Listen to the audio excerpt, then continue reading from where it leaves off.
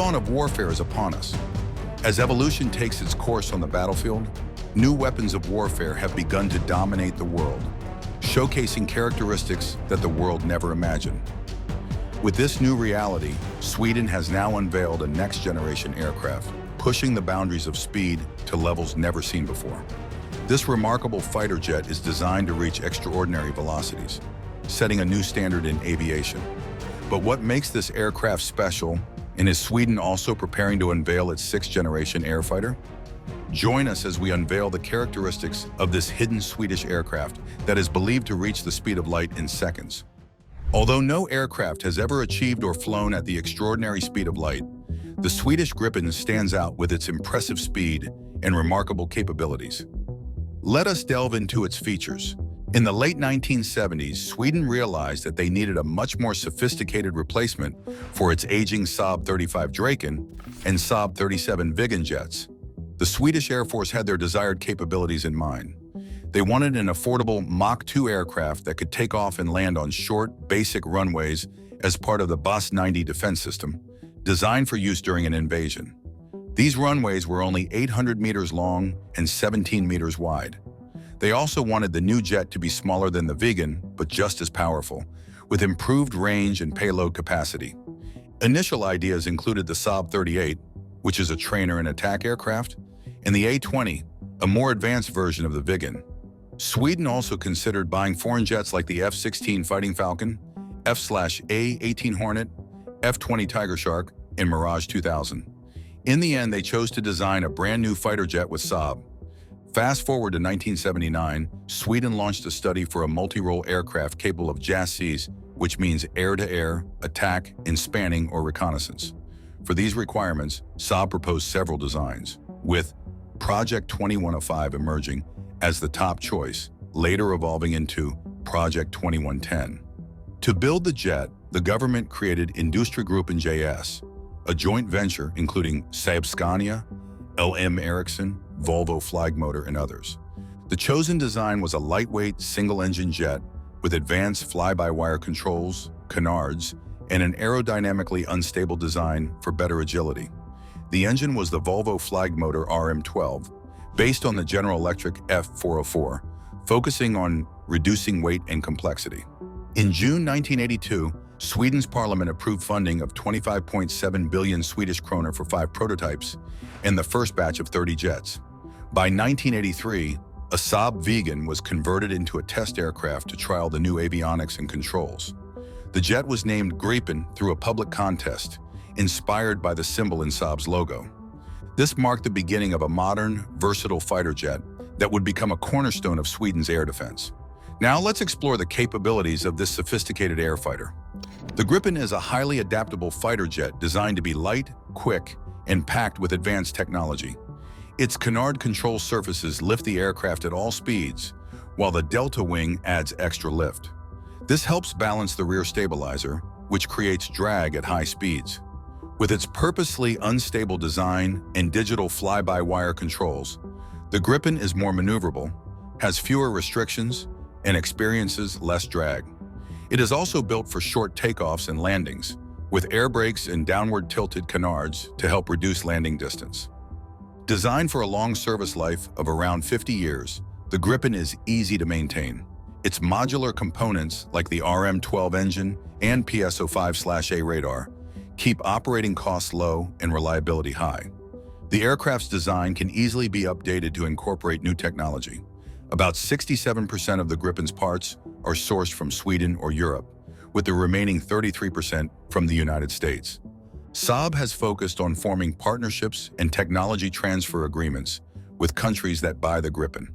This approach includes collaborating with local suppliers for parts, such as communications and electronic warfare systems, as seen with South Africa. Gripen customers also have access to the aircraft's source code, making it easier to upgrade and integrate new systems. Some nations, like Brazil, are even considering assembling the Gripen locally, with the possibility of Embraer producing the aircraft for other countries. Let's get into the designs that make it stand out amongst other fighter jets. The Gripen's flight controls are designed with the hands-on throttle and stick system, where the centrally mounted stick not only controls the aircraft, but also manages the cockpit displays and weapon systems. The aircraft uses a triplex digital fly-by-wire system for its flight controls, with a mechanical backup for the throttle. Pilots can access additional functions like communications and navigation through the upfront control panel located above the central cockpit display.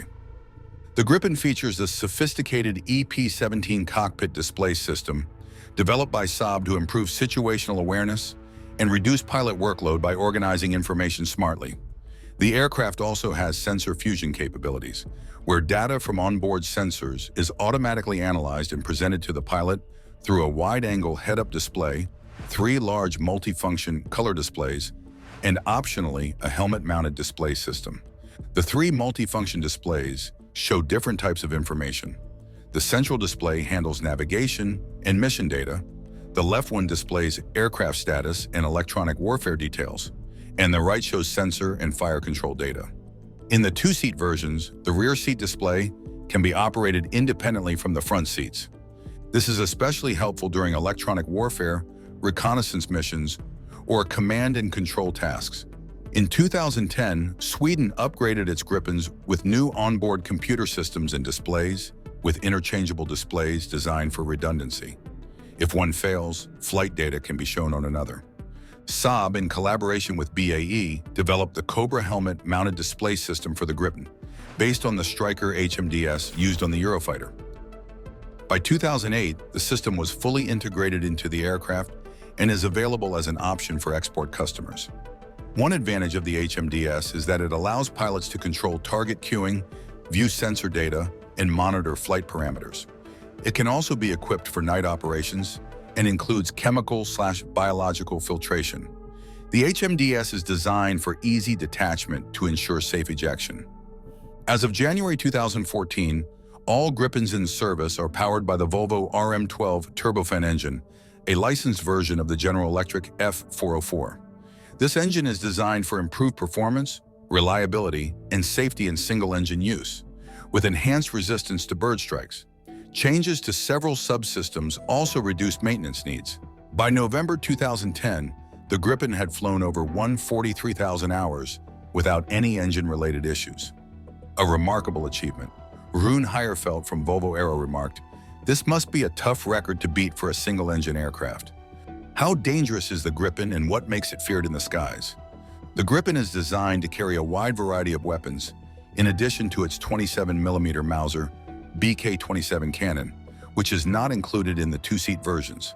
It can be equipped with air-to-air missiles like the AIM-9 Sidewinder, air-to-ground missiles like the AGM-65 Maverick, and anti-ship missiles such as the RBS-15.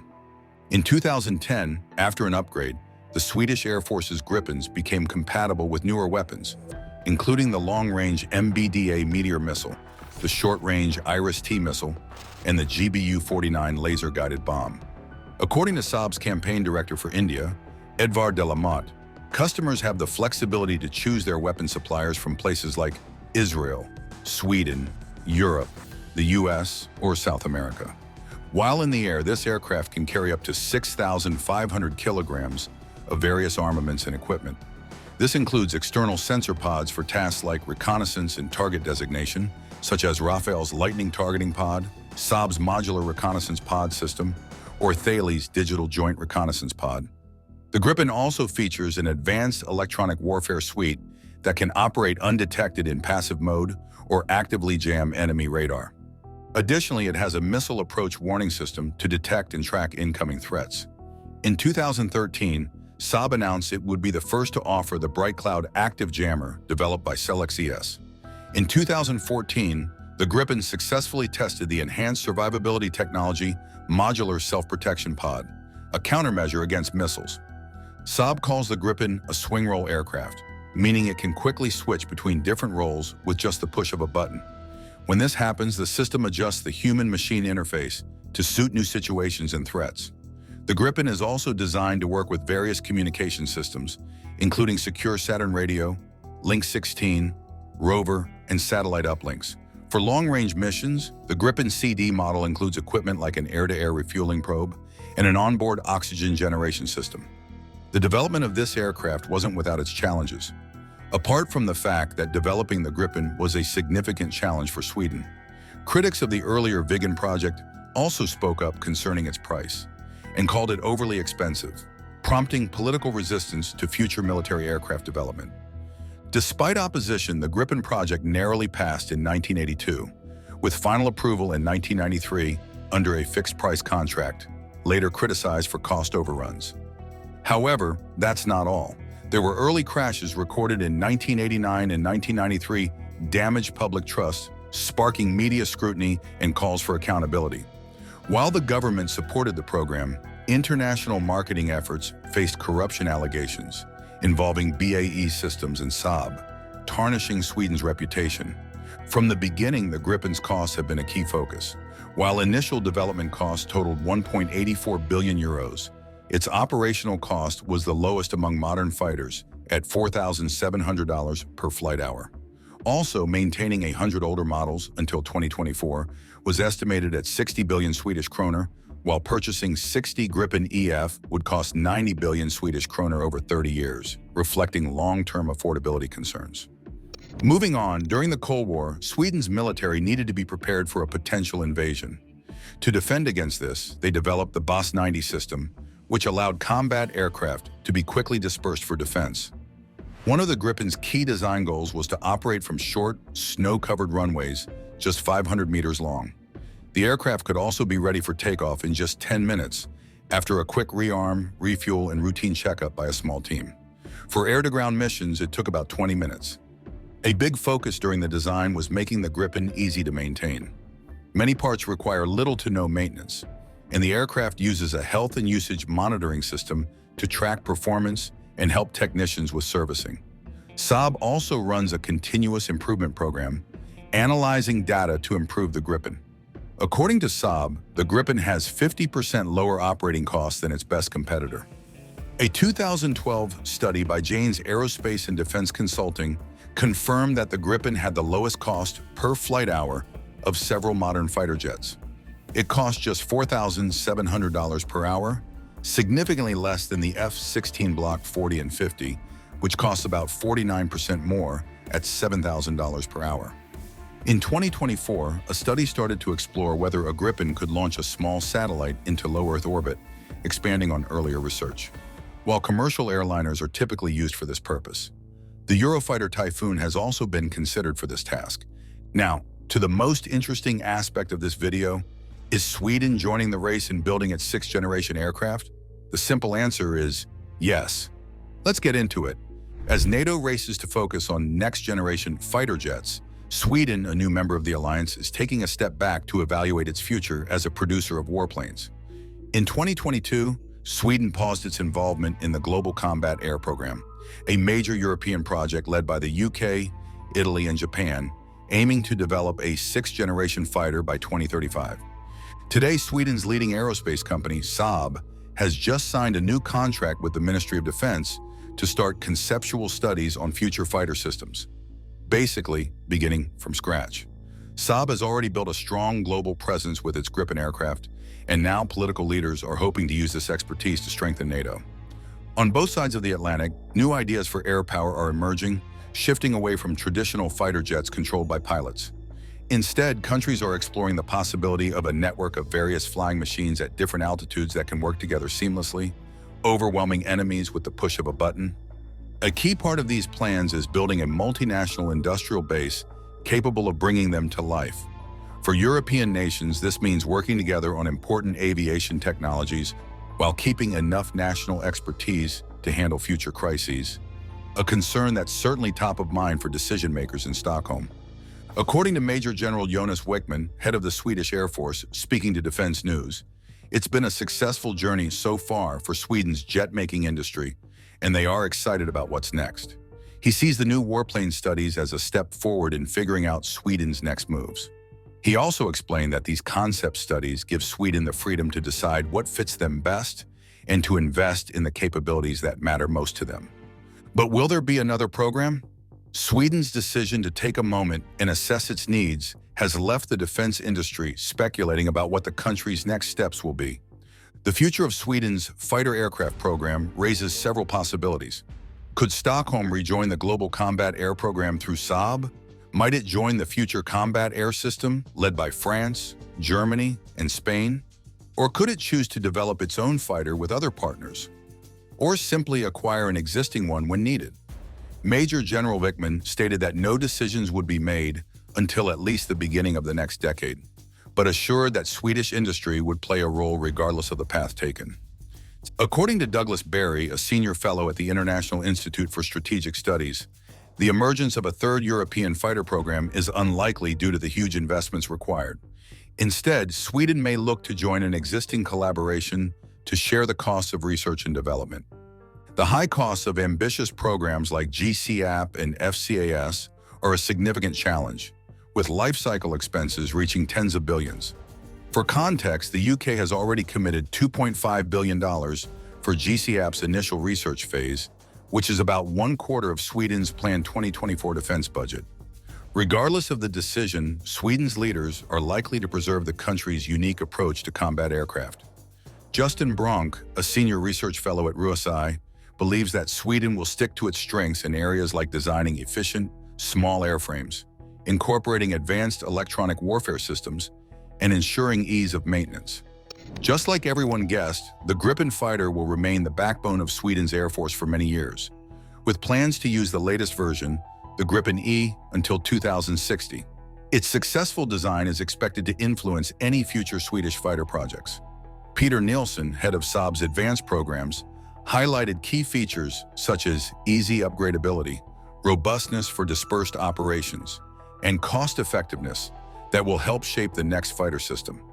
These traits align with Sweden's emergency plans, which require fighter jets to use roads as makeshift runways in times of crisis.